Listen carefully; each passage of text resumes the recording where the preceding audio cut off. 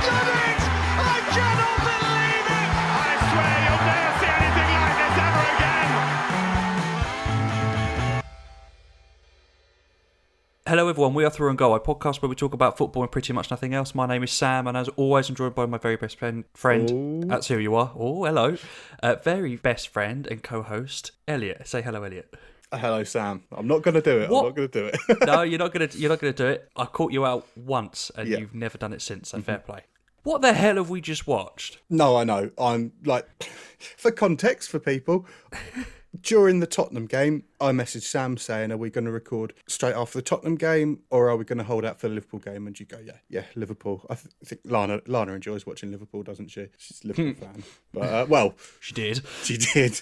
But, I mean, that's getting cut now. But, God, am I glad that we waited for the later game, because, what? First off, good week, Elliot. Oh, yeah. Good week. Yeah, good week. Can't complain. Yeah, you? Yeah, my week was fine. Yeah. Aston Villa scored 7 against Liverpool. And it could have been more. It could have been 9. Ollie Watkins missed 2 golden chances. One of them, what is Adrian's positioning? Oh, when he hits the bar. For the crossbar, yeah. What is it? Even Carragher was like laughing because he got to the point where even he was, every time that they were through on goal, every Tuesday, tell your friends. Yeah. Yes, there was a lot. There was a lot of shout outs for us this week, especially in the game before the Villa Liverpool game. I mean, I know we're completely skipping over so much of this, but yeah, you've already mentioned the one where it was Watkins hit the crossbar, didn't he? Yes. And there was one only a couple of minutes previous to Jack Grealish's goal, the 7th, where Watkins was through on goal one-on-one Tuesday, yes. and he put it straight at the keeper. And Watkins genuinely could have had 5, could have had 6. And interestingly enough, the Watkins goal for one-on-one compared to the Grealish one-on-one, they both kind of put it to the same side of the keeper. It only so happens that Grealish, I don't know what he wanted to do. He either wanted to place it or he wanted to chip the keeper. I think that caught out quite a lot of people, and it just went in. I wonder if, obviously we haven't got every single camera angle and whatever, but I wonder if maybe he sold Adrian with the eyes or something, and he's just sold him a dream. Yeah, just sold him it and put it in at the near post. But you received a message that you probably thought you would never ever receive, didn't you, when that goal went in from me? Because let me have a look. What was your message? I was gonna say something like "the baby's not yours" or something. You didn't receive that message, did you? Yeah, not from Lana.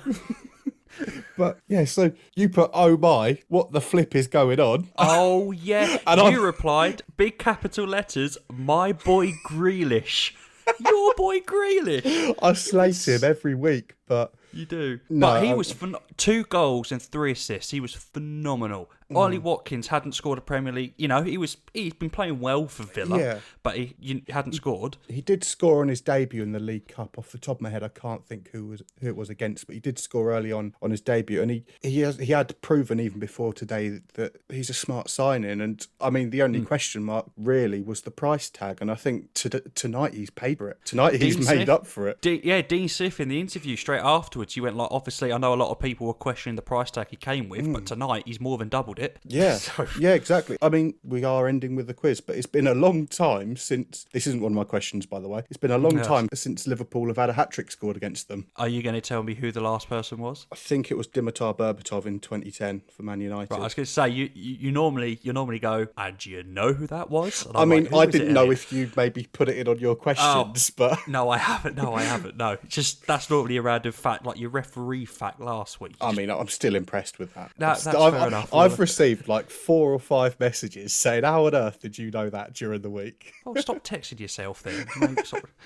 But no, going with tonight's game. So let me put this to you, Elliot. Okay. Tonight's game. Were Villa just that good, or were Liverpool just that bad? I was literally just too slow at asking that question. I was about to ask you that. So I think it's both, and to an absolute extreme. Villa. I mean, I don't go out of my way to watch a lot of Aston Villa, but I'm sure their fans will say this is the best they've played in possibly decades. And Liverpool fans will probably say the same on the other extreme. Like, defensively, awful. And when this is a team with Gomez and it's the same back four that plays. It's Trent, Gomez, Van Dijk, Robertson. It's the there's no change in that. Was there the lack of confidence with the person that's behind them? I don't know. Obviously, Alisson out, and then obviously midweek you get the news that Mane's out with coronavirus.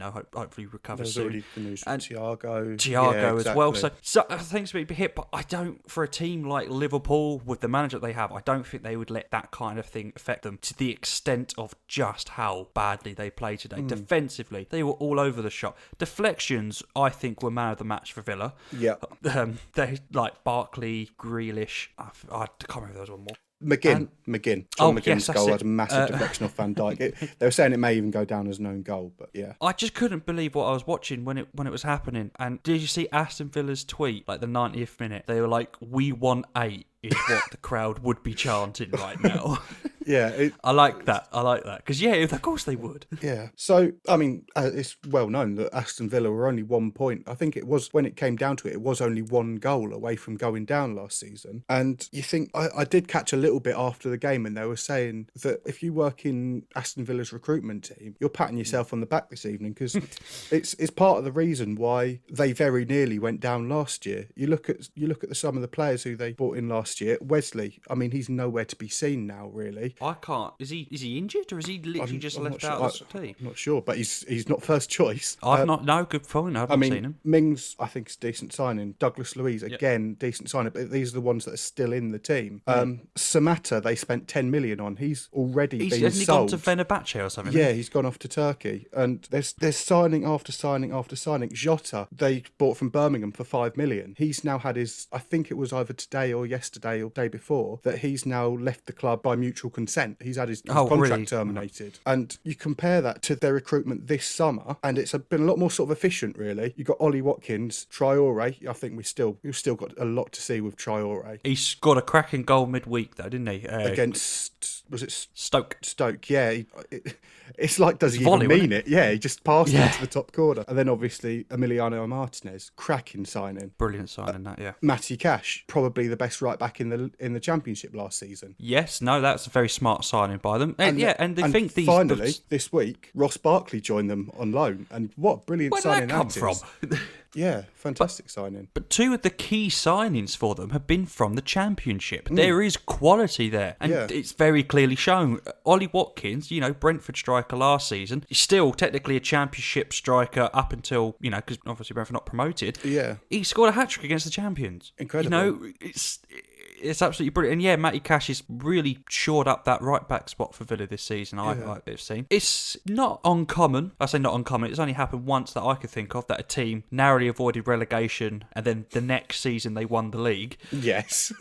Leicester. Is it too... What are we thinking with Villa? Right, I don't think they're going to win the league. Right, so I am putting out a disclaimer here. 21st episode. I'm recording. It's now 10:15 on a Sunday evening. Sam would like to apologise to all Villa fans, as I had Villa to finish rock bottom of the Premier League and I had Fulham to stay up. I would like to announce my retirement from predictions. From football. I don't deserve to know to do a podcast anymore. Elliot will continue this from now on, unless you all of a sudden go to the bottom of the Premier League, and then I'll be back going, haha, told you so. I can't see it happening, but I forgot my point.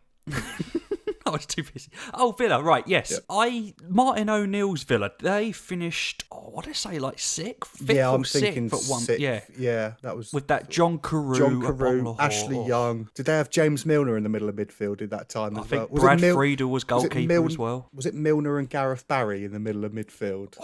Something like that, yeah. That's the most boring midfield I've ever heard in my life, isn't it? It's so boring. Gareth Barry, James Milner. Yeah, and then, obviously Bogler. Their team socials were down the library. They had like Ron Vlaar in the back. At the back, didn't they? I don't think Alan Hutton was right back at the Olaf time. Melberg, or was it too early for him? I think that might be too late. I think Melberg was a bit earlier than that. Bradford was definitely it. Yeah. Anyway, we don't need to name the whole team for this season. Could potentially look at top half finishes here, or at least top of the bottom half. Yeah. It's 4 games in, and already it's been the craziest Premier League season I can remember in a while. It's bonkers. It's too early to predict, but yeah, I mean, I think start the season 4 weeks ago, their goal would have been finish 17th, stay up again. I think that would have been a realistic goal for them. That would have been their target. But now, I mean, I don't think a realistic target is Europe, but yeah, like you say, is 10th, is 11th realistic, and potentially if they keep playing how they are, I mean, they do have 1 game in hand over the majority of the league, but they have a 100% record so far, and until tonight they hadn't conceded. You're beating the Premier League champions 7-2. Yeah. And it's not a weakened Premier League champions side. It is bar the goalkeeper. And Mane, but then they replaced Mane with a £40 million winger. With Jota, and he's still more than capable. Yeah, absolutely. And you think, so Carragher made it very clear that he was not a fan of Adrian, not good enough to be back up. Where's Karius? That's a good question, because he hasn't been loaned out again. He's still, I've checked the Premier League website, because I was thinking, and he is a registered Liverpool Premier League player as of 9:30 whenever I checked it. So do you take a gamble on Karius again? I'm speaking from a mutual point of view. Obviously, I'm not a Liverpool fan. Liverpool fans, I probably might be listening to this absolutely like cussing me, being like, you know enough, but you can't be any worse than Adrian. No, I know what you mean, because if you put Karius in, what would he have to do to then be dropped? But then would Liverpool fans see it as that Champions League final? That's it. Yeah. That's it, done. Of course. And obviously Besiktas sent him back as well. Yeah. So that's not a good sign. But you've got, who is it, like Menahan or something like that? They've got a young blonde-haired keeper on the bench. That's all I know of him. I just know he played against Arsenal and Villa. Right. Conceded 5 against both teams. But you're not going to want to put him straight in the limelight. You're not going to want to put him straight in. Of course not. So can you Adrian or Karius? Maybe people are thinking, oh God, no, I would still stick with Adrian. Or I don't know. It's an interesting one to think. To maybe think about. I don't think Klopp sees anything in Karius anymore, and that's fair enough. But I know I don't know the exact numbers off the top of my head, but a stat that you like and you've brought up a few times is this errors leading to goals stat. Yeah. And at some point during the game, it might have been after the first or second goal, I can't remember which one it was, they said that Adrian in his 21 games or whatever it was, 21, 22 games for Liverpool, has now had as many errors leading to goals as Alisson has in his 96 games or 92 games or whatever it is, and it's quite staggering, the difference. You look at, I mean, we're going to touch on Man United in a minute, but you look at Man United's backup goalkeeper compared to what Liverpool have got. The thing is, you look at Man United's backup keeper in Dean Henderson, and then you look up the backup for Dean Henderson. They've got Romero. 3 solid keepers, and then you can kind of look at that down the league, and like Chelsea, Mendy's going in as number 1 now, and Kepa, he's questionable, but Kepa is a better keeper than Adrian. I don't think that's unfair. No, I don't think that's unfair at all. Yeah, you just kind of work down the league, and Man City might be a little bit of an anomaly, but it should be somewhere that I'm sure Liverpool will strengthen in that position, because they are very good at seeing a weakness and strengthening. Maybe not in this window, but I'm sure it will be something that, because Alisson does seem, he's been injured a little bit, hasn't he? He's been injured a lot more than you see in goalkeepers. I've noticed that he's tend to be injured, but yeah, as I said, I agree with you. Liverpool are very good at strengthening weakened positions, and it will obviously still a very long season. Losing 7, and your next game is against top of the league. I love it. I love it, the fact that Liverpool won their first Premier League title, and like potentially the season after. Everton could win the Premier League. I'm not saying they will, but can you? It's like, when you got a neighbour like that, and you think you bring home that big TV, and the neighbour's looking in, going, right, okay, I want that. I've got a bigger TV, and then you walk past them thinking, hold on, they've copied me here. They've got. I just bought that TV. What they copied me for? Yeah. I think we had a neighbour like that when back in Kent. It wasn't our neighbour. Wasn't our neighbour. It's like opposite. And I want my mum to message me if this is true, but I'm pretty sure we got an aquarium or a fish tank, and literally it was only about a few weeks later, but opposite all of a sudden, I quite fancy a fish tank in there. Yeah, I quite fancy fish tag. Anyway, I digress. This is a football podcast. Off the fish tag, we have still got, as notes on this game, is Liverpool's cup exit during the week as well. They lost on penalties to Arsenal. It's a cup that Klopp historically just does not care about. Yeah. It's still a major trophy to win in the season, you know. Man City take it seriously every year. And it looks like Tottenham, obviously we'll be getting on to Tottenham in a second. They seem to be taking it seriously. So it's not been an amazing for Liverpool. No, the fact really that we've just spent the first 20 minutes just talking about them. Yeah, and because I think I'm right in saying the player who missed the deciding penalty was Harry Wilson in his first Liverpool start for a long, long time. And I think it had been rumoured during the week that Burnley are interested in him. And Liverpool are notorious for getting enormous transfer fees for kind of average players. And I'd say Harry Wilson is an average Premier League player. I'd say so too, yeah. And Burnley are the first team in a long time that have kind of stood up to Liverpool and gone, no, you're asking too much here. You're taking the mick.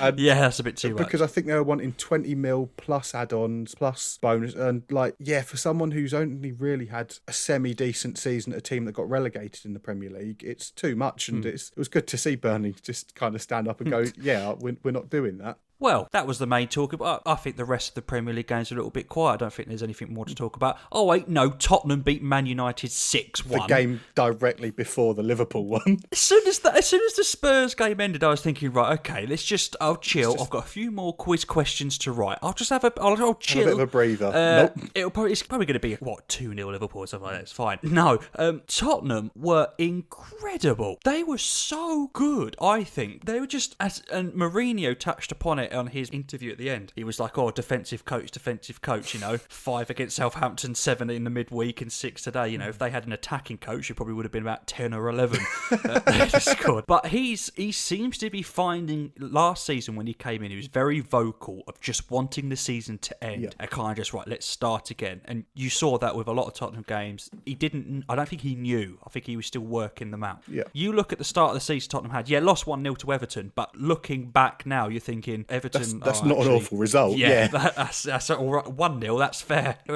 Calvert-Lewin only scored 1, fair enough. And then you look at the game since they were very unlucky against Newcastle because they played them out the park. In Europa League, their first Europa League game was a bit, hold on. Yeah. But I'm not even going to try and pretend I know the team names that Tottenham played. I don't. I know one of them was McAfee or something like that, who tweeted Man United. Maccabi Haifa, that well-known team. Let me try it because I love a good pronunciation. I'll see if I can pronounce it. You do? Oh, jeez. I've just... Come on then. Let's lose some fans. Shkendia from Macedonia. Isn't that player that... Shkendia. Oh, I was going to say, wasn't that African player that wants to play for Hull? Joseph in G. Joseph in G. That's a whole different story. I would... the one that you nearly went out to was Lokomotiv Plovdiv. What a name. Oh, Plovdiv. From Bulgaria. Yeah. So, no, when you look at Tottenham playing, again, against Newcastle, and you look at midweek 7-2, they played in a European qualifier. They played Harry Kane. Do you know what I mean? It's like Mourinho wants to win with Tottenham. It's very obvious that is the case. And here's something that baffles me. And obviously, having that Tottenham link, I don't want it to happen at all. And I'm sure, we don't. Why is there any talk of any teams linked with Heung-min Son? No, I know. He's incredible, transfer window. Yeah. Well, you look at the transfer windows that have happened the past. It's not just this season. He's been like this for Spurs for the past. He joined. I can't remember when he joined. Tottenham had the sash. Yeah. 2015. A fair few seasons ago. Yeah. And a bit of a slow start, but obviously he's hit the past 3 years. He's been absolutely amazing. He's he's pacey. He's got incredible finishing. He's got really good dribbling, and his work rate it's second to none. He will keep running until that whistle is blown. Why are we not hearing anything about any teams linked with Heung-min Son? Maybe people don't want to deal with Daniel Levy because they know what he's like, and he will demand a huge transfer fee for someone as vital as him. Yeah, but Harry Kane, there's always some talk of Man United and always some talk of Real Madrid at some point. And that seems to have died down a little recently. I haven't heard too much. But I don't think I've ever heard a link with Heung-min Son. And you've got to figure how much he's valued right now. Oh, absolutely. There won't be too many teams that will be able to afford what Daniel Levy wants for him, and I'll guarantee it's a lot. Yeah. And obviously he is an absolute... He's key for Tottenham. He absolutely is. To have that player other than Harry Kane that you can rely on, Heung-min Son is a hell of a player to do that. And just it baffles me, I guess, sometimes that I just think of how good he is, and no one kind of ever gone, I'm quite interested in him. It was a bit of a surprise today to even see him in the team sheet. I was thinking that's he was going to be out for a little while. Yeah, it is, isn't it? That's really. He's probably been fit the entire time. Let's be honest. He just wanted to rest him midweek. Rest him against Newcastle. Yeah, like he came off at half time. I was like, I'm gonna play my games for Solskjaer. Clearly worked. So we kind of touched on all the results as a whole, but we haven't really touched on the first of 3 games since recording, which was beating Chelsea in the League Cup on penalties. Beating Chelsea in the League Cup. Now, I'm not a Chelsea fan. I'm not a West Ham fan. You know, like I'm not. Those are the 2 kind of teams you'll never, or Arsenal. Or Swindon. Those are the teams that you won't hear me massively shout about. Yeah. Or Millwall. Any team in London. Charlton. Really. Other than Tottenham. Yeah, Charlton. You're on the list as well. You just made the list. But Dover Athletic. For you WWE fans. Anyway, Chris Jericho. I digress. If you've lost to a team whose manager very openly said before the game he doesn't care, and whose main centre-back halfway through the game went for a crap, came back and still got man of the match. That's got to be some sort of record. I need to look up a stat, because we love a good stat here. We do. I can't think of many players that have ever left the pitch being chased after their manager to tell them to hurry up and wipe. I saw a brilliant tweet of like, did Mourinho expect Eric Dyer to be doing the Telegraph crossword or something? It down. Do you know what? I can imagine. Can you imagine? I'm running off the pitch thinking, oh god, my belly feels a bit crap. And then you sit in, and you've got Mourinho banging on the cubicle door, just being like, occupy. Can you imagine Mourinho if they'd have conceded there though? Oh my god. Well, Dyer even said, didn't he? He said that he wasn't happy, but you know, when nature calls, and his brilliant Instagram post, we put the man of the match thing on top of the toilet. And obviously, when you look at the penalty shootout, all very good penalties, and all went the same way, didn't they? Yeah, and the bright spark, I think, for Tottenham was the left back, Reguilon, who made his debut for Chelsea, played again today for United, and he's so good. He's really good. And he's quick. You think the equalising goal for Lamela that he assisted, it was on his weaker foot, and it was a brilliant cross, and it was well taken down. I thought it was maybe a bit questionable. It's one of those ones where you control it. Does it just touch off an arm? But it doesn't. He's been a huge improvement at the moment. And Højbjerg, now he has been, the first game he was not good. I think everyone would tell you that. Since then, he has just been that plug, that kind of assurance in front of that, you know, the back four. It's just what kind of links the defence and the midfield. Yes, exactly, and he's doing that really well. His assist today for Aurier, you saw it. Oh, fantastic! Lovely pass. But then his interceptions are like everything, and getting the ball off of players, he has that knack for. And Mourinho's really done well there, because you wouldn't think of that. Do you know what I mean? Like, I wouldn't have thought Højbjerg would be someone that Tottenham need, but that's why I do a podcast and he manages the team. So and it's good to see. So obviously, to win in midweek against Chelsea, it's always a bit of a boost as well. You know, Mourinho beating Chelsea, London team, and they played a fairly full strength side as well, Chelsea. So it was good. Midweek, obviously, Europa League 1-7-2. That was always kind of coming, and then today. I mean, it didn't start great, did it? What, Man United getting a penalty? Control C, Control V, United get a penalty. Did you see what Paddy Power tweeted? Because Tottenham got a penalty. Obviously, their last goal. And it's like, Harry Kane converts from the Bruno spot. Not many tweets that make me laugh, but that one did. It was a penalty, wasn't it? Like, that was one that you can't really argue of. There's no arguments. It's just sort of clumsy defending, really. You'd expect better, especially 30 seconds in. You can't blame sort of tiredness or mental fatigue or anything. It was just poor defending. But you're thinking to yourself, oh God. And then Man United were like, I see your poor defending, and I raise you 6 goals.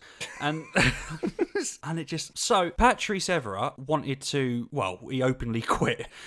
Man United and Tottenham have made Patrice Evra not not love this game. Yeah. And that's hard to do. He quite openly said, obviously, Gary Neville was like, Harry Maguire, what he needs to do is just have the international break, play a couple of games in a different shirt, and then obviously come back fresh. Evra's like, take him out of the squad completely. What are your thoughts? Because I know you're a big Harry Maguire fan. That I am. Now, I think Gary Neville said something where the international break might benefit him, that just playing in a different shirt, Man United. So, I mean, I know there's a lot of pressure whether you're playing in United shirt or England shirt, but just maybe getting a change of scenery and, just kind of a different kind of pressure could maybe benefit him. But, he was not good today. He really was not. And I tweeted out this evening, I don't know if you've seen it, that it's days like today that prove that the £6 million that we spent on Harry Maguire and Andy Robertson maybe proved to be fair value. Yeah, good value. No, and it wasn't just it. Obviously, Bayer looked off the pace. Wan-Bissaka seemed like he was out of position a lot today, and I'm not quite too sure why. Pogba didn't look like he cared. Luke Shaw should have got a red card.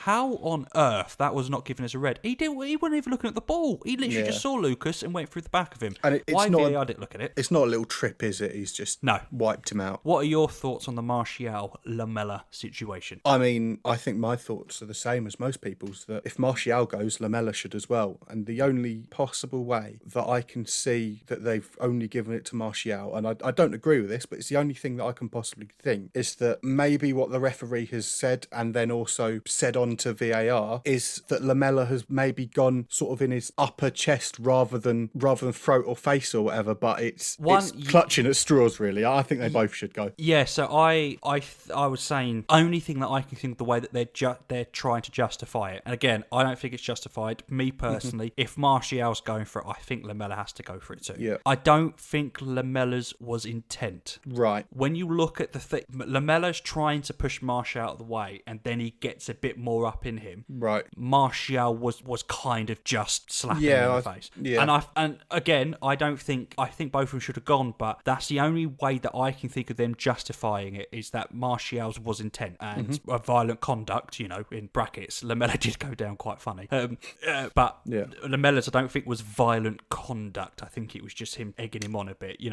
shouldn't have reacted. At the end of the day, and Solskjaer said the same thing. You just don't react to it. Yeah. But he did. You've written here, Elliot, Cavani and Tellez. Now, obviously, those are the two primary Man United links as of right now of recording. I think Tellez is probably already done. They both sound like that they'll be signed by the time that this recording comes out. Is that going to help them? So with Cavani, I originally didn't think so, because I think that United's front three of Martial, Rashford and Greenwood all play better as playing through the middle than out wide. But Cavani does offer that something a little bit different. He's a better version of Igalo. He's the closest thing they'd have to Ibra since he left, and he maybe is that finisher. But the one criticism I have of Cavani is that he is very much a finisher. You can't play counter-attack football with him, or you can't play through him. He's one of those players that if he's thinking about it while he's running at goal 1v1, something like that, he will miss it. He'll overthink it. But if he's just instincts in the box, he'll find a goal from that. He's very much a one-touch finisher. Right. But he offers United something a little bit different. What do you think on Cavani?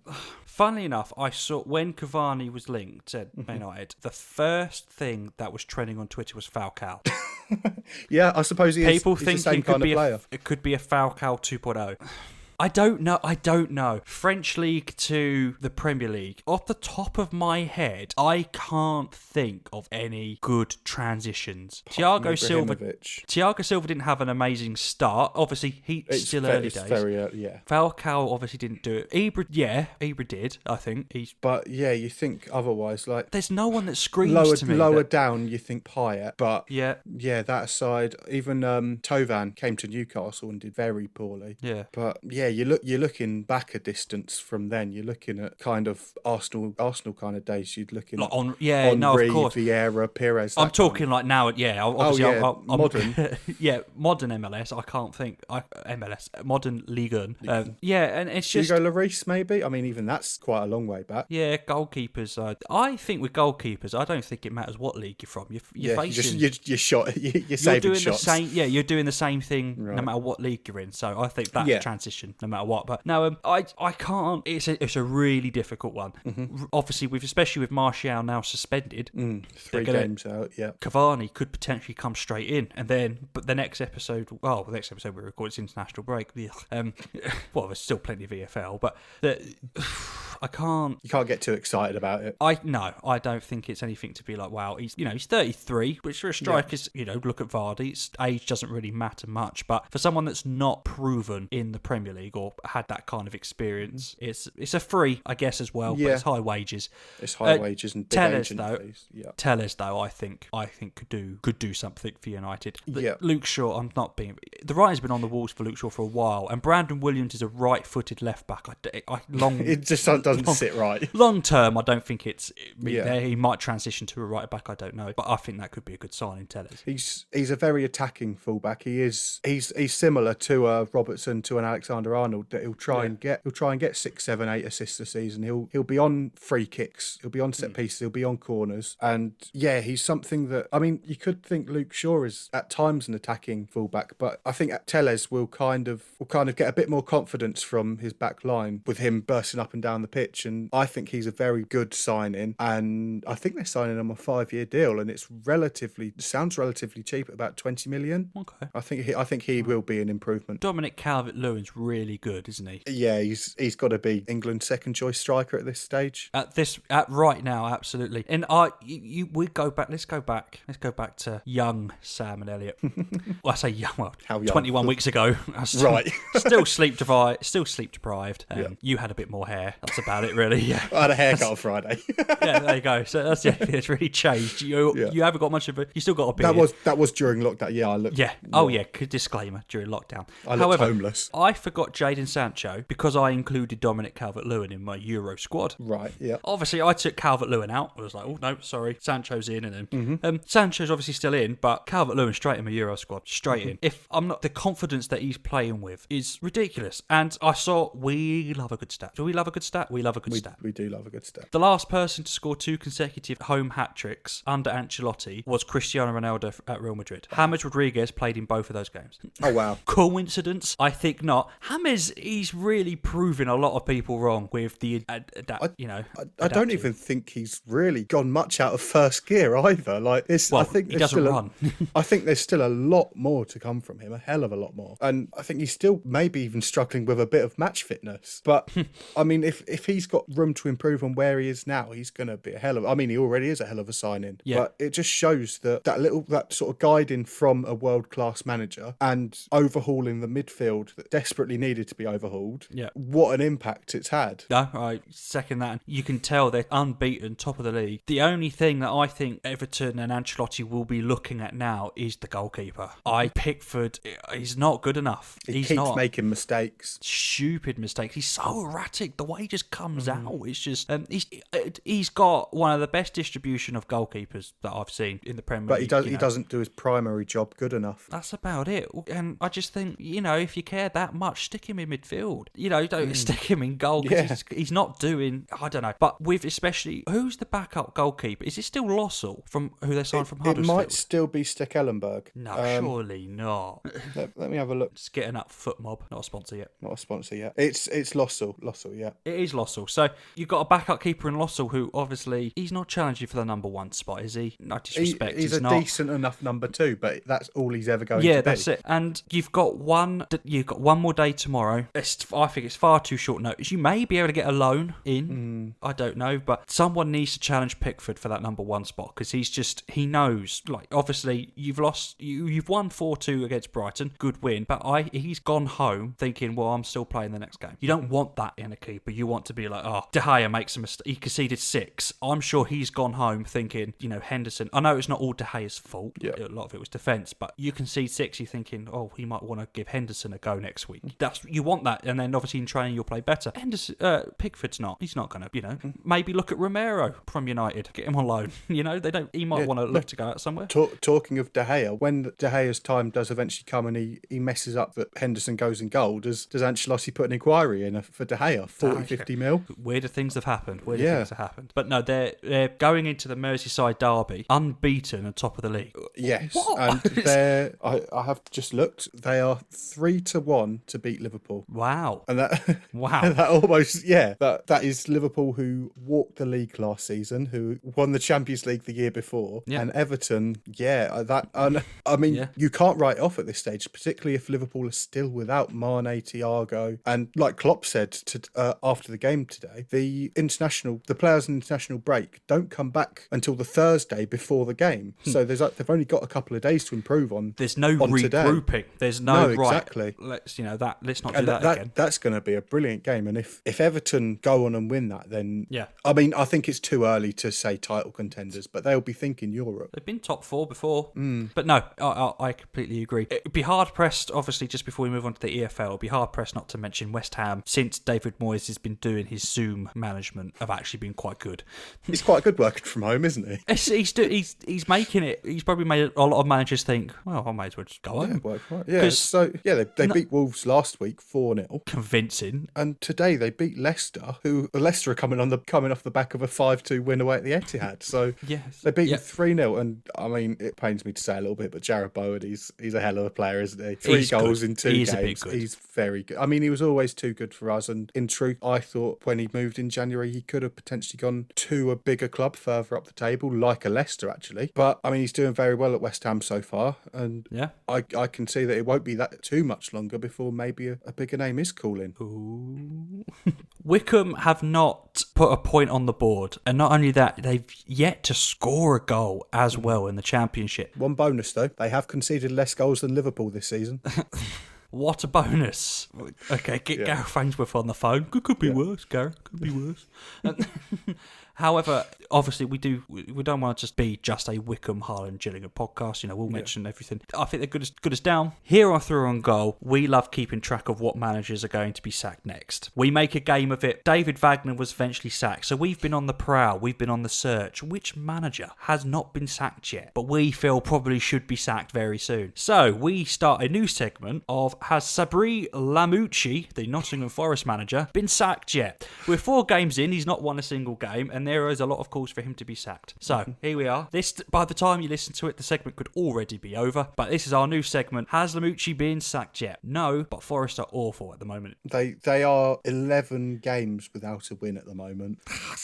And look at this season, like, obviously you're looking at this season, you're thinking, not a good start, but you keep scrolling a little bit further back on the games from last season. Also, that 11 games without a win is also 7 losses in a row. You think Bristol City, Huddersfield, Cardiff, QPR, Barnsley, Stoke, Barnsley again, and you'd expect at least a point. I mean, it's getting to sort of Hull City form from last season, that.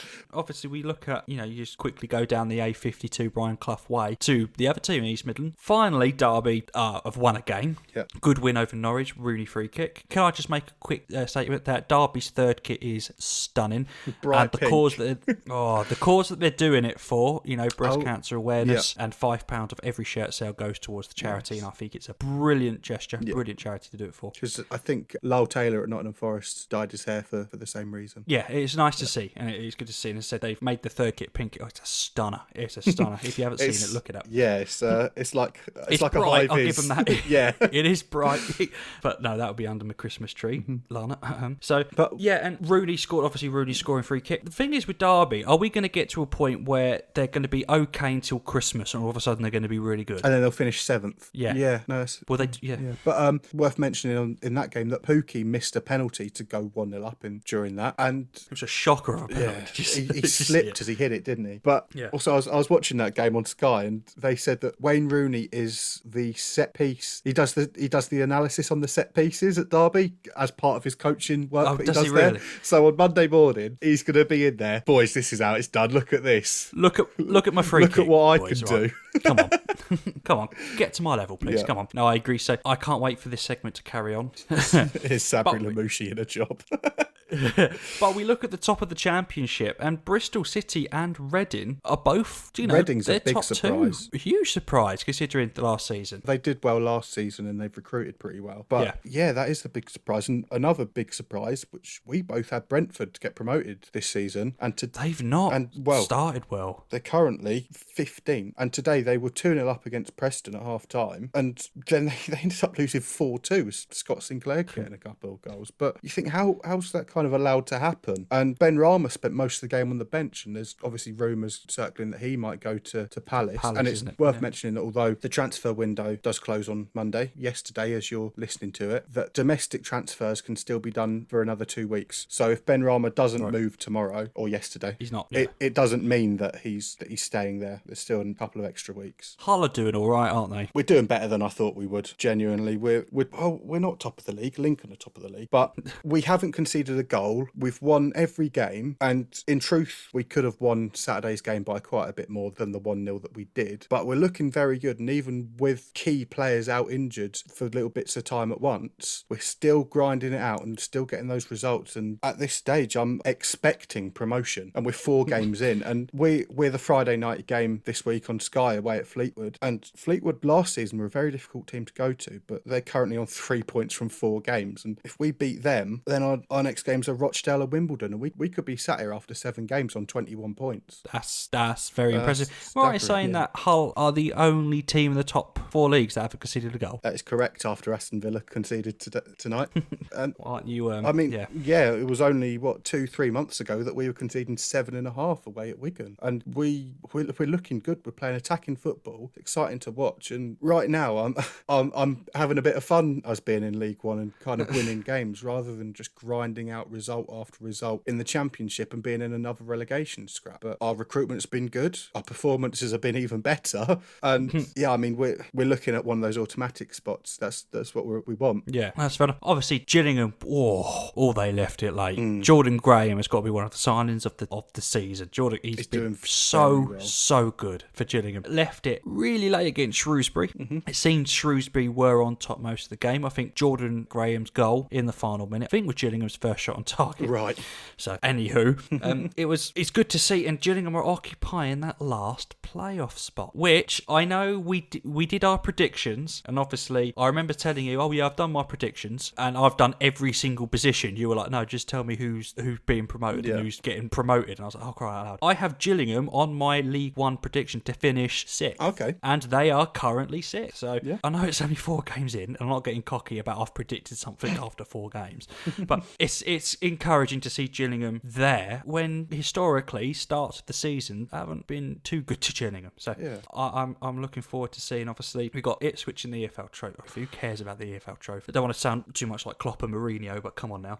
And then we're at home to Oxford and away to MK Dons. Now, Oxford, I had to win League One, and they only won 1 game and lost 2. So it's a good time to face them, I think. They do have a game in hand on most of the league, though, because that only got called off. I think it was about an hour before kickoff or something, because Crew had a couple of players test positive. I saw that, yeah. And MK Dons have yet to register a win this season. 2 draws and 2 losses. They sit bottom of League One. So next 2 games could be interesting. I think they're winnable.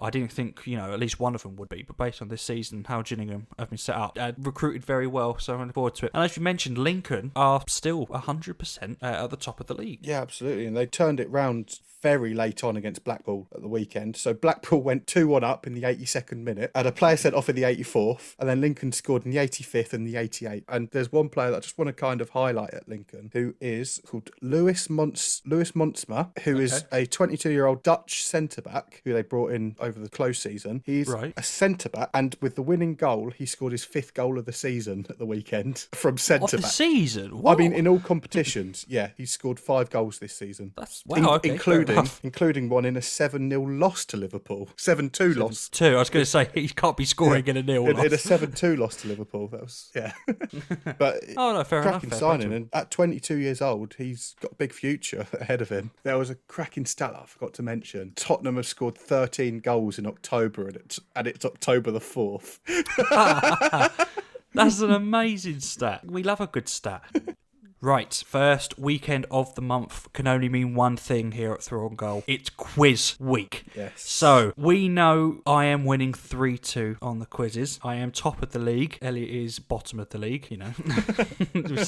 I'm not doing too bad. Now, from what you've messaged, Elliot, for context, messaged me earlier saying, how hard is your quiz? And I was like, well, it's, you know, it's all right. It's not exactly easy, but it's not hard. He was like, oh, I think I've gone too hard. But we all know, for regular viewers of this podcast, I pick an answer. I get an answer. I pluck one out of thin air. I don't know how I do it, but I do it. And I'm looking forward to this. My questions, and as I said to you, my questions are more, it's not common knowledge. Right. But if you know football, you know it. Okay. And a lot of it are if you think about it kind of thing. Okay, I'll try not to rush in on any questions, because I think that's been my downfall on a few quizzes. But I think I've got 10 good questions. Okay. And I'm looking forward to potentially being embarrassed by not getting any right. Or, well, we'll see. I'm winning 3-2. Let's do this. Elliot, you go first. Okay, so my first one, I think you wouldn't have seen this because you weren't watching Soccer Saturday on Saturday because you were working. So this weekend, thanks. Neil Warnock reached a milestone of games managed. How many games has he been in charge of?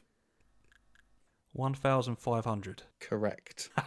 Do you know why I know that? And I know that is because there was a he had an video. interview or something like that. I can't remember, it was an interview or something like that. He went, "Oh, I do wish I wait for fans to be back in the stadium. I want to be booed at least one more time." Yeah, no, that's brilliant. But that was a bit below the belt there. You knew I was working, so I wouldn't have seen it. I see your tactic. I see your tactic. Right, okay. My question number 1. West Ham legend Alex Song. Right. How many siblings does he have? Question number 1. I mean, this is on a similar sort of level as what was Jurgen Klopp's middle name. I mean, this is just you could have just said guess a number. I'm going to say 13. No, he has 27. He Well, has 10 brothers and 17 sisters. Well, I suppose if you have enough kids, them. one of them's going to get you into a retirement home. 27? Jesus. My word. So, that's a good start. Good start to the quiz. So you said that if I just think about it, I should be all right. Well, no, but it's not. I knew. No. So I knew writing that question. I knew for some reason he had a lot of siblings, but I didn't quite realise how many it was. My favourite sort of question related to that, or my favourite sort of, I don't even know what you would call it, but if you look up George Foreman's kids' names, they're brilliant. They're all like George Foreman the 6th, George Foreman the 5th. Oh, right. I think he's got a daughter called George Foreman Grill. I think he's got a daughter called Georgetta or Georgetta Foreman or something like that. Just look it up. My second question: who was Arsene Wenger's last signing at Arsenal? Oh, that's a cracking question. Because I was going to ask who was Ferguson's, but I'm pretty sure that was Sahar, and I think that's kind of more common knowledge. For Wenger, he left about 2015. Well, no. I don't know. That's a good question. That's a good question, isn't it? That's a good question, to be fair, yeah, because I don't want to go too far back. Patrick but Vieira. then I don't want to... Jens Lehmann. But I don't want to be like someone that like Emery signed, and I'm trying to think of the gap between Emery. I think Emery signed Lacazette and Aubameyang and all that. I'm like 99% sure on that. But I don't want it to be some weird centre back like Kim Kallstrom. I know it's not him, but like, do you know what I mean? Where he's only played 2 games. He went out on loan. Is it a play? Is it a player that we? I know it's not. Yeah, it's not. So it's not Kim Kallstrom. It's not someone of that sort of. Right. Okay. Mustafi. It's Pierre-Emerick Aubameyang. He signed him at the end of that January transfer window of his last season. It's a great question, though, isn't it? Oh, do you know what? That's because I'm trying to think of the gap between Wenger and Emery. Yeah. I couldn't remember where Aubameyang fit in. Yeah. And I thought he was Emery's first signing, but no. My thought was, because I always, when I try and look for these questions, I try and think of an answer for myself as well. And my answer for that would have been Granit Xhaka. See, Xhaka was in my head, but I feel like he's been there for a little bit longer. A while. Where he's And for some, I had like Socrates. I had a centre back, and I was trying to think of the centre back, but I think Mustafi's been there a bit long as well. Oh well. My second question: who have won the most MLS Cups? I might just go with the first thought that came into my head here. And yeah, I'm going to go with New York Red Bulls. No. Okay. LA Galaxy. Oh, fair enough. I mean, suppose they have had Yeah. Robbie Keane, they've had Steven Gerrard, they've had some good players. I just thought sort of Bradley Wright Phillips has always been that top scorer for like 10 years. No, he has. Yeah, no. It's LA Galaxy. Yeah, with that, I just had to go gut instinct. I think that's one of the first MLS questions I've ever asked, so I thought I'd stick it in there. My third one, if you don't know it straight away, you just won't get it. Right. Can you name the only Premier League player ever to come from Oman? Oh, man. Yeah. I'm here all week.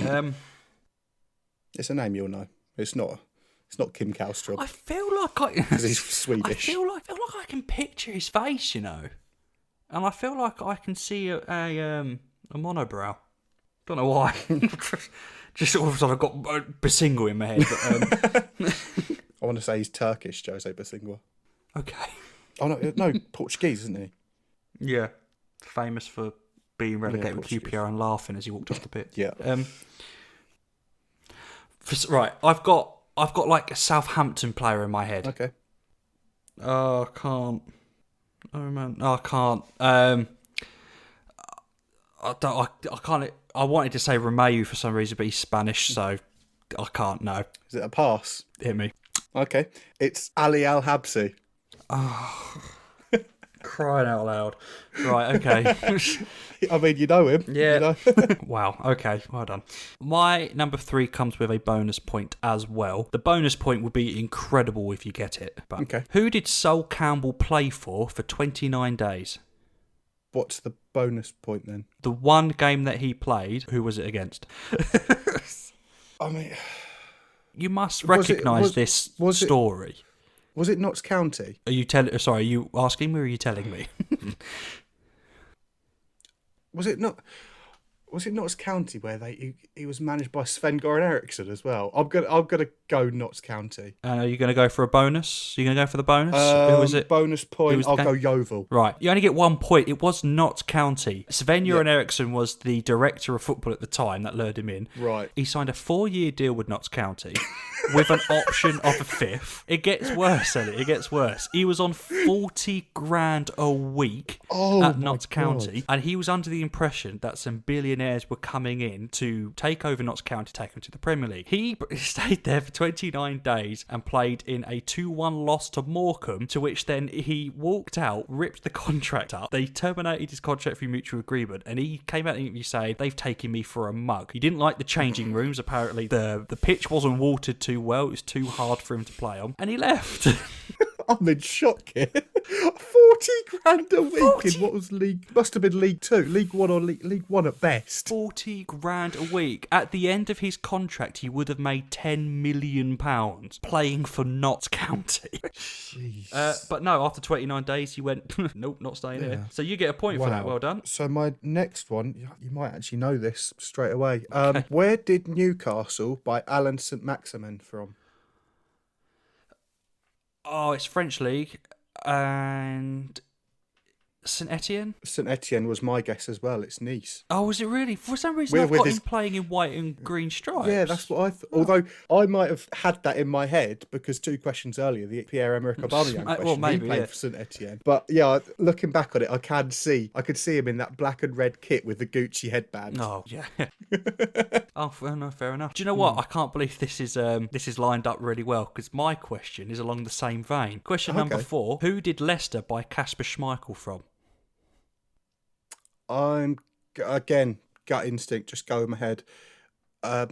Manchester City. It's wrong. Oh. They bought him from Leeds. Oh, okay. Schmeichel didn't actually want to leave Leeds, funny enough. I was reading up. He was a bit shocked that he was sold, but yeah. He very nearly signed for Hull City when we got promoted, and we signed Alan McGregor instead. I think it was a £5 million bid turned down for Kasper Schmeichel, and he could have won the league with us instead of Leicester. I'm sure he's ruining it. The fact that he could have been. Well, he's brilliant goalkeeper. No, absolutely, yeah. No, I knew it wasn't Man City. I knew there was a T, but I didn't think it was Leeds. Right. So, okay then. So, my next question, it's a 50-50. Since joining Dortmund, in all competitions, does Erling Haaland have more appearances or goals? Right, he was scoring for fun. But towards in lockdown, I think he was maybe injured. No, he may come on as a sub a couple of times. If he's injured, he doesn't No, play. but like come on as a sub. I'm not sure. Yeah, no, I get you. I can't think if the appearances has caught up on him now. No, I'm going to go goals. He has more goals. Okay. By like 1. So he has 23 appearances. He has 21 goals. Oh, it's the other way around. Oh. Yeah, but yeah, like you say, it's literally just caught up with him. Because I haven't really heard too much yet. I think he got a couple at the weekend. But... Oh, I could have got a couple more. I mean, he did hit the ground running though, didn't he? Oh, God, yeah. No, and obviously he still will. Right. My question number 5 is also along the same vein. What's going on? It's 50-50. Yeah. Rangers or Celtic? Who's won the most Old Firm derbies? There have been 420. Jeez. I'm going to say Rangers. Absolute jammy get. Yep, Rangers. Yes. Yeah. I just thought in recent times it's obviously been Celtic. So I thought maybe obviously you'd know that. So yeah, happy with that. Well done. So this week, Champions League group stages have been drawn. There are 3 French teams in the group stages. Who are they? I know 2. I tell you what. I think I know 2. Okay. What were you going to say? I was going to say, I tell you what, I'll give you a half point for 2. Well, can you still do that? Because I don't even know I'm going to get a full point. I'll give you a half point for 2 because I think my next question you can also gain a half point on as well. Right, okay. PSG. Correct, Duh. obviously. I want to say the second one's Lyon. Okay. Or one of the next two is Lyon. The third... It's easy to say Monaco, but I've got a feeling it's someone else. Like Toulouse or St Etienne. Good question. Good question. It's really annoying. Monaco. I have to stick. I've got to stick with the obvious. You get no points. I get no points, right? Lyon aren't in it. Are they not? It's obviously PSG. Yeah. Marseille. And Rennes. Oh, fair play to them. Yeah, they're in the same group as Chelsea. Right. Edouard Mendy's playing against his former club. It's the Edouard Mendy derby, is it? Yeah. Oh. It's come around quicker than he would have expected. I'm doing shocking at this. This is not it's not a good week for me. 1 point off 6 questions. So and you've got 2 points. 2 off 5. Right. Famous one club man and one nation man, Jack Grealish, has played for 2 clubs. Name both of them. Oh, I mean, obviously Aston Villa. There's your half point. Oh, yeah, there's a half point for each. I feel like I've seen something of his loan move before, and I can't think who it is. I want to say it's like Shrewsbury or Burton. I think Burton would be too convenient. It's too close. I'll go Shrewsbury. You only get half a point. You're right, Burton was too close. He went just a little bit further out. It was Notts County. Oh, okay. I promise you, that's my last Notts County question. Nice. No, generally. Who did John Stead play for? He played. Okay. He went on Notts County on one season. He spent on loan there. So you get half a point. So my question 7: to the nearest million, how many players have Man United been linked with? No, I'm joking. I was thinking, where the hell are you going with this? No, so my question 7 is how many current La Liga teams are from Madrid, and a bonus point for if you can name them all. What? How many are in Madrid? Yep. Now, I don't know if many people know this, but we've been to Madrid. We have. We've been twice. We've been twice. Once was better than the other. It was, yeah. And we've been to many football shops in Madrid. Mm-hmm. And I feel like I can only really see 2 main football shirts. Mm-hmm. And I'm trying to think of the third. But think if there's a third, it might even be 4th. If you went to Westfield Shopping Centre, do you think you'd see a Crystal Palace shirt? No, but like it's... I know what you mean. You think that there'd at least be some kind of mention. Yeah. Okay. Well, we'll do the 2 obvious. Obviously, Real Madrid and Atletico Madrid. So that's them out of the way. I've got Alves in my head, but I feel like that's a Barcelona thing. Okay. Or is it? Oh no! Ooh, Barcelona. No, it's not. No, just going to say Barcelona's biggest local rival have got relegated last season. Oh, right. And played Europa League. I'm going to say there's 3, and I'm going to say Atletico Madrid, Real Madrid, and Alaves. Okay, so I'll give you the 1 point for saying 3. Okay, yeah. The third team is Getafe. Oh, okay. But in recent years, there has been as much as 5, with Leganés and Rayo Vallecano both getting relegated recently. Oh, I got lucky there then. Yeah. But yes, I'll give you the 1 point on there. 1 point. Okay, I'll take that. I can take that. Yeah. Right, number 7. Which individual player, has won the most FA Cups? First thought is Ryan Giggs. Do I stick with Ryan Giggs? Because I know he's got the most. I think he's got the most Premier League title wins. Olivier Giroud's got a few. I don't think you'd say if it was Ryan Giggs. I'll go Ryan Giggs. I love it. You're like, maybe I would. No, it's not Ryan Giggs. It's Olivier Giroud. No, it's not Giroud. Your face. Although, when you picked out Olivier Giroud, I was thinking, he's going to... Oh, it's not David Luiz, is it? No. But again, you're on the right line. It's Arsenal and Chelsea. Someone who's played for both Arsenal and Chelsea. And it's a left-back in Ashley Cole. Oh, yeah. Yeah. See, I was thinking that the Arsenal FA Cup winning teams of much more recently than Ashley Cole. But that's a good question. Because when you picked Giroud, I'm thinking, he's going to piece together a link in a second. Okay. So, I mean, I'm starting to regret going a little bit easier on you towards the end. I mean, this, I don't know if it is an easy one, but I think the last 2 may well be. But this one, so there's always got to be a Gillingham question in here for you. Love it. So far this season, as of the 4th of October, in all competitions, which Gillingham player has played the most minutes? So easy to say the goalkeeper, but he missed 1 game. Mm-hmm. And Walsh played instead. The one consistent... I think it's Ogilvy. I think he's played every single game.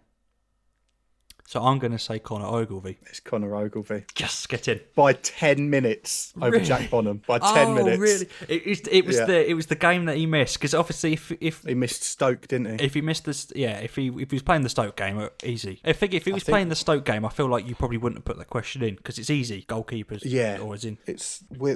I've now got a question in hand, but you're ahead, and I've got the 2 easier questions to come for you. Okay. So you may be building a bit of a lead here. Well, let's see. Right, number 8, Callum Patterson. Okay. What's strange about his FIFA card? One for you all Ultimate Team nerds. I'm joking. Can I ask, does it involve 2 separate FIFA cards? I just looked at his FIFA card this year. Oh, right, because... And last year. Because I know he's got FIFA cards as both right back and striker. Right. So going by that... My guess would be something like he's a striker and his defending's higher than his shooting. You've nailed it. You got it spot on. You got it spot on. Yes. He's got something like 68 defending and 66 shooting or something like that. On Wikipedia, it's called utility player. He hasn't got a position. He just plays where he wants. Yeah, well, fair enough. No, yeah. I don't know who has him as a right back and goes, you know what, Mr. Right Back, can you play up front? How short were they on players? Yeah, he's Sheffield Wednesday now. He's on. I'm really happy with that. No, fair enough. I think I needed that. Right, I needed that. We're going into the final 2 questions. Elliot, you have 1, 2, 3.5. You're on 3. Oh, okay. 2. Are there any half points in yours? No, because there's not on mine, so there's going to be a winner. Okay then. Question number 9. I think this is too easy. Where did PSG sign Man United legend Edinson Cavani from?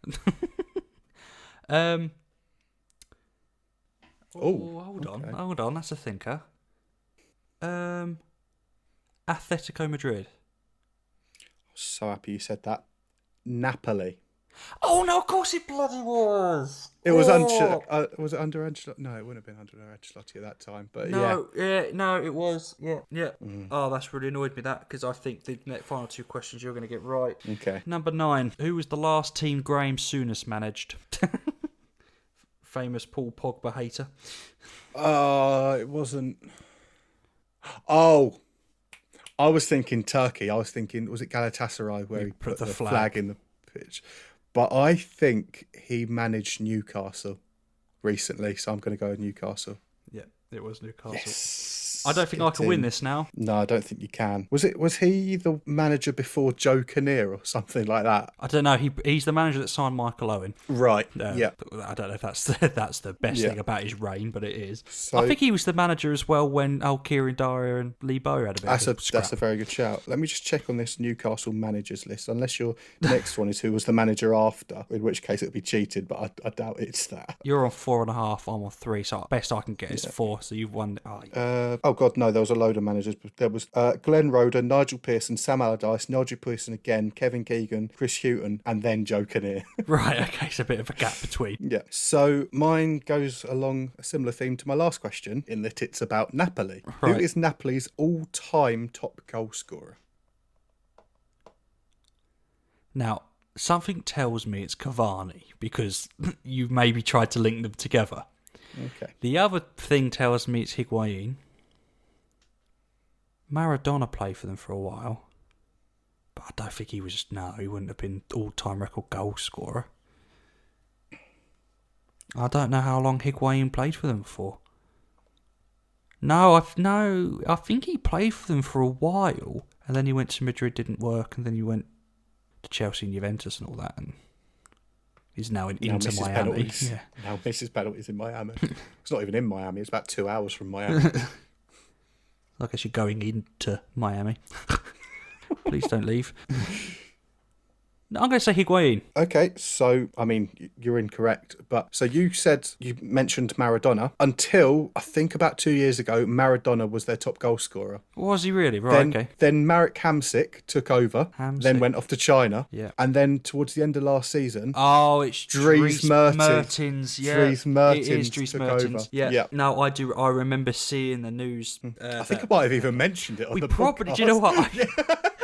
I need to go back and listen to our own podcast because we've got to put a clip together of I think it was me said in the Euro roundup this week Dries Mertens became Napoli's record goal scorer, and then a clip of who's Napoli's record goal scorer. Is it Higuain? It's not good if I don't listen to the podcast, is it? Right. I mean, there's been a lot talked about over the last 21 episodes. Yeah, they have. Right, well, not that you need it, but here's your number 10. Which keeper playing for Liverpool has caused most errors leading to goals in the Premier League? Is it Adrian or is it Karius? In the Premier League? I'm going to say Adrian. Adrian has made 3 errors leading to goal. Karius has made 2. Well done, you won. Well done. Cheers. Sam's crying. Nice one. No, it's a good quiz. There were some very good questions in there. Yeah, good one. Well done. I'm not a sore loser. I'm definitely not a sore winner either, so... It's now 3-3, so we're level on points. I don't know what happens if we draw. There's no goal difference. Maybe we should total up how many overall questions each of us got right compared to wrong. So we've got a goal scored and a goals against and then an average. I like that. I've still got my quiz questions written here, so actually... Oh, look at you updating the notes while I'm here. At least wait until I've turned off. Right, that was this month's quiz. Obviously, we'll be back again with November as well. And December until the end of the season. 3-3. Okay. It's good. Nobody's got a two goal lead yet. No, it's been 1-2, 2-1, 2-2, 3-2, 3-2. So, funnily enough, it's always me that goes into the lead. So, if I can carry on that momentum, hopefully by the time the end of the season, it would work out. There's a 50-50 chance. That... that either I'm going to win or we're going to draw. So, yeah. Okay, now we come on to the end of the podcast. No context news, where me and Elliot challenge each other to find the most random news headlines from around the world that really make us think. I don't know what Elliot goes for. He doesn't know what I go for. We say the news headline and we end the podcast. Elliot, I've disappointed you. I haven't got a headline. I've got a pun. It's a pun. It's a pun that I've told you before. But the only reason I'm saying this pun is because I know my mum listens and she likes Terminator. So here is my pun. My wife is leaving me because of my awful Arnold Schwarzenegger impression. But don't worry, I'll return. So thank you very much for listening to the podcast. We've been through. There are far worse puns that you could have said. I have had some shocker puns. That's one of my favourite ones. I've got one of my favourite jokes ever, but it's two. I can't the say funniest it one you cannot say. I cannot say on this podcast. I can't. But it's my favourite joke of all time. We are through on goal we're TO Goal on Twitter, are we? Yeah, TO Goal Podcast on Twitter. That's it. That's where we are. We'll try to be more active. Yes, as of starting from Monday, we are going to become a lot more active on that Twitter page. We're going to interact a lot more, and I'm looking forward to doing that. So you'll be expecting to see a lot more tweets from us other than just promoting the podcast. Podcast out. Goal happened. Yeah. We are through on goal on YouTube. Obviously, give us a like and subscribe if there, and obviously Spotify, Apple. Apple seemed to like... Apple's really slow. Apple take a lick a little bit, but it's fine. Spotify, well, wherever you get your podcast, wherever you listen to. Yeah. And we thank you very much for listening. I've been Sam. And I've been Elliot. See you in the next one. Cheers. Yeah, thank you very much.